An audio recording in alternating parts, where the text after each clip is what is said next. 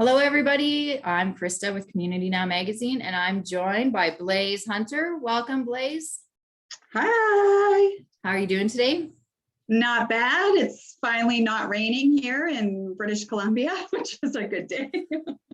And the island's safe, though. So, Well, yeah, we're feeling we had a sinkhole. yeah, I heard. Traffic backed up, but we're not as bad as other parts of BC, which is good. And so hopefully we can keep sending supports to the other parts of the mainland there. Yeah, the mainland's pretty bad right now. Bad.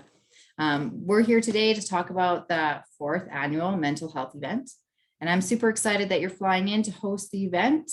That's fabulous. I'm excited. My Calgary. first in-person event since International Women's Day, March 8th, 2020. Wow.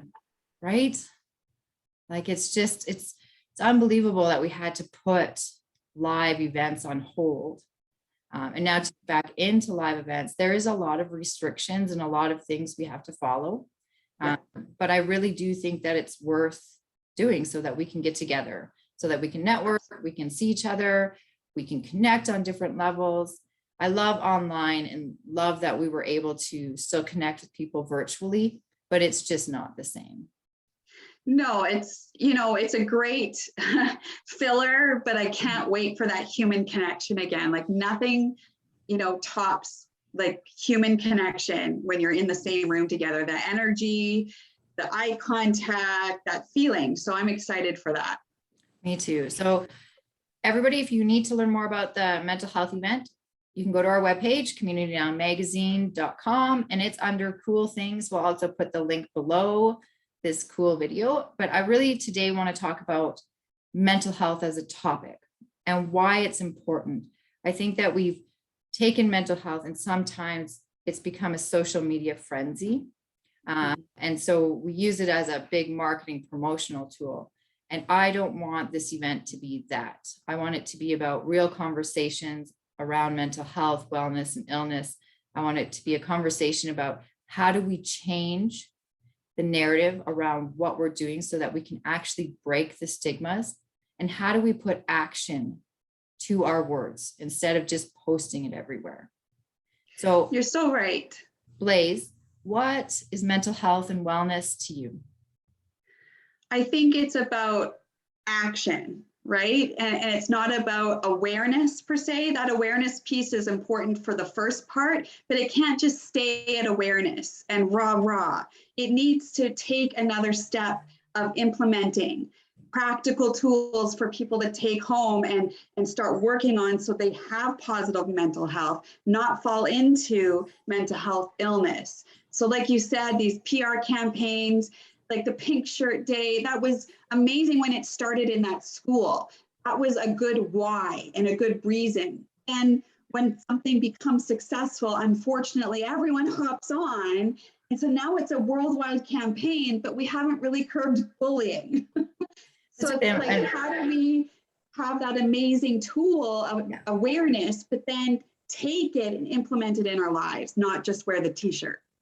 That's right. And that's a perfect example, I think, because we are just taking the t-shirt and saying no more bullying, but it actually happens in schools. What's being done, and what are the conversations around stopping bullying or preventing it before it happens? Like, we need to do more. And it's the same in mental health. We need to do more.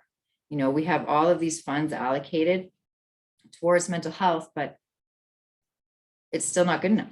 And where are the funds going? Exactly. So that's, I think, what mental health means. It's like, it's work. It's not just slapping on a t-shirt, giving $5 and putting on social media that we support anti-bullying or we support positive mental health. It's like, what can I do today to support my own mental health in a positive way? And what can I do to support others in their mental health? And it takes work. It's work. It's not easy, but it's worth it. I read this thing today on social media, speaking of social media, and it said, when you have a friend or someone who is going through a mental illness, instead of backing away or treating it as if it's, what do I do about it? Treat it as if they have the flu. cook their favorite meal, bring them a hot tea That's or good. soup, Yeah. it as if it's the flu, because then we're starting to look at it as actual health, Yeah, not something that's separate, you know, and we've exactly. separated mental health completely from health. You know, it's over here and everything else is in healthcare. Yeah. Mental- And it's a weird stigma. There's nothing different about it from heart health or Right. breast cancer or anything like that. It's the same thing. It's health, like you said, right? So like, let's start treating it. Like, if you're having issues, what can I do to support you?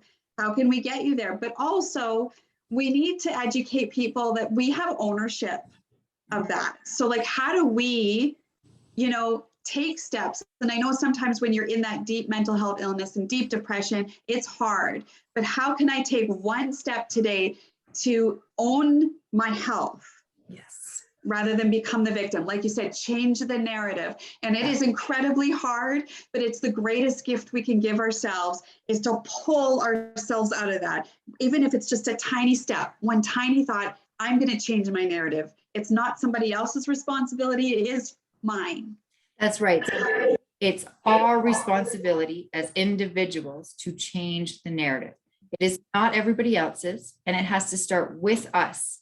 Mhm. Then it can grow.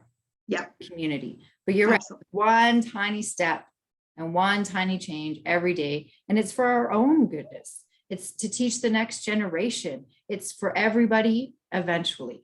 But it does have one.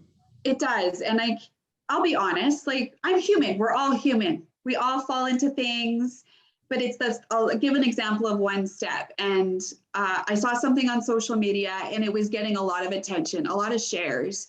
And it's meaty, it's juicy, it's gossip. And it's something that could just go rampant. And it's going rampant on social media in my circle. And my first thought was like, oh, I'm going to text my friend who lives in that community. Mhm. And I'm like, no, Blaze, that's gossip. And that's somebody's family. And I'm going to check that.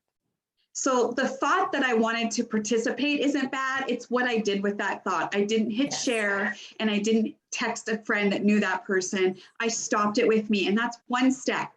I stopped the gossip. I stopped the spread of, contributing to a toxic environment. And that's all we have to do, is whatever in that moment, you take ownership and you check whatever you're going to participate in and make sure it's healthy, not unhealthy. I love that. Stop and check, and then we can move forward. And it really is the truth. And we all have those thoughts. We all want to participate in the gossip. We all want to say whatever the conversation is about and get involved. But you're right. It is about other people as well. And it always comes back to ourselves as the individual. What can I do better so that we have change? And that's why I really like this event, because we're bringing in people from the community to talk, to share stories, to share their knowledge, their experiences. And it's not just all about mental illness stories. It's also about successes, what people are doing next, what resources are out there, and how to change the narrative. What is one thing we can do today to change the narrative around mental health? And not just that, but around everything. It comes back to the bullying is part of that. Our health is part of that. How we're committed to our community and how we're supporting our community is all part of that narrative. So I'm just so excited. Like, there's so many good things happening at this event and so many amazing people.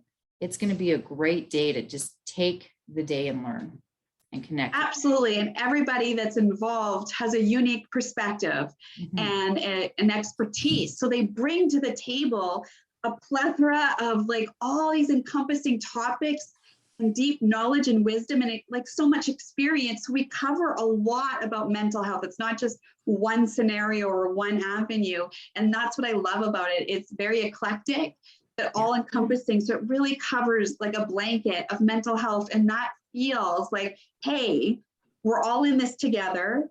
I identify with any topic that's being talked about because it is universal. Mental health is universal. Yes. It doesn't discriminate. It affects every single person on this planet. So we need to have these conversations and help one another change that narrative. We're all going to have these struggles. but how do I shift it from a negative to a positive and let it work for me so I can be victorious and not a victim? And that's perfect. And you have the right wording. I'm so excited that you're coming down to share all of your knowledge, to introduce people, and then to jump on the panel and to talk about different roles in mental health and resources available. It really is a day that everybody should take. Absolutely. Super excited. We want to hear from you about how you want to change the narrative and what type of narrative we need to change in mental health. So comment below or send us an email, and make sure you get your tickets to the event. They're only $25, and it's a full day of amazing stories, knowledge sharing, and connecting with people. Thank you so much, Blaise, for joining me. Thank you. See ya.